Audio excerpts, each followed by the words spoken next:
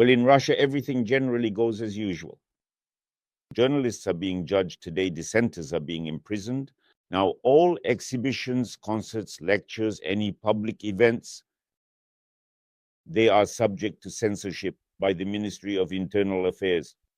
And organizers of any public events are required to submit an application 10 days in advance with a detailed, thorough description of what will be presented, what will be said, who will speak. And the police, after familiarizing themselves with the theme and nuances of the event, have the right to prohibit such an event without explanation. The answer is no, and that's it. And the Ministry of Culture has been granted the right to conduct raids, investigative raids, to identify entities showing films banned in the Russian Federation. And not only banned, but also unauthorized. And indeed, there is such a scheme. Some JSC or LLC rents a theater or another spacious venue, a hall, and shows either banned or unauthorized content. The cinema seems to be uninvolved, and the LLC also seems to be not at fault. But now, thanks to the new powers of cultural police measures, such a trick will no longer work in Russia. And the Russian viewer will be firmly stuck with the crap of various Yevparties, Kolovrats, Kolops, and other byproducts of Russian cinema. And searches in the Russian Federation, of course, also in bookstores. There, still suspicious and unreliable literature. On my Telegram channel, again, take a look at the video.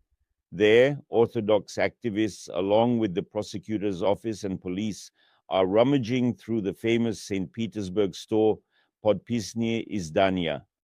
And there, in front of them, the frightened bookstore management is throwing all sorts of questionable books on the table and preemptively confessing to everything. This is all predictable, and it all makes sense. Understand, the agreement to be a silent beast obliges one to endure slaps from fanatics and kicks from the prosecutor's boot. Well, as it turned out, let me check. Yes, the store employees reported that they were given a list of 48 books that must be immediately banned from sale.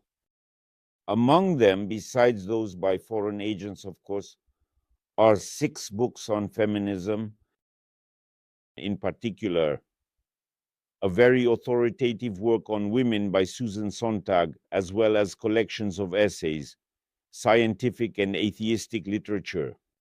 Everything is predictable, because nothing but humiliation and the trampling of so-called rights awaits Russians, nothing they are not used to.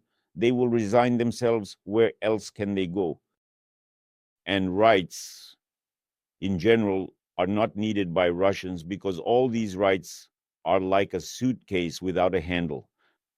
They are of no use, as they have found out. You can't even pawn them, but they themselves. Russians have given the Kremlin a license for complete lawlessness, and the Kremlin will fully implement it with zeal and enthusiasm.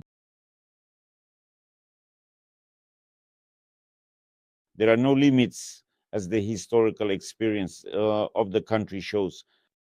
And in the end, don't forget that repression is a Russian national attraction. The country is bored. And not only the repressors are bored. Repressions bring variety to the lives of those they can't reach. You see, the maggots in Donbass. And the escalation of madness, fascism, absurdity. It's just life. This is all the only thing that is just an inconvenience for the lovers of a future, free and happy Russia, because it's a verdict to all dreams. Putinism has already permeated the country so much, has ingrained itself into all names, processes, events, the verse of fascism. It's a very tricky thing. Once it gets into the country's bloodstream, it circulates within it. And it is only removed with the change of generations, provided that the next generations grow up in an environment sterile from fascism. And where can we find such a sterile environment? Where will we get it? As a specialist in fascism, I can tell you there is no cure for fascism. There is only prevention. This is prevention, but in closed, isolated countries, it is impossible to prevent it. Then listen, don't forget another remarkable thing. Fascism, among other things, is a very profitable business.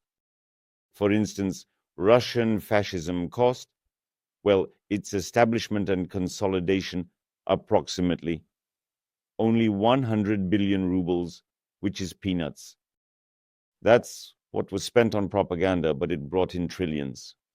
Moreover, the establishment of state fascism was funded with public money, while the beneficiaries of fascism turned out to be many private individuals. I remind you that to understand what fascism is in a non-stereotypical primitive sense, that it is something, it must include swastikas and salutes. But as for what it is in human nature, I only know one book, my own actually, The Origin of Genius and Fascism, where the mechanism of fascism, which has accompanied humanity since its inception, he is very good and is thoroughly analyzed. And you can order the book, including with an autograph, even a quite heartfelt autograph, through the link below.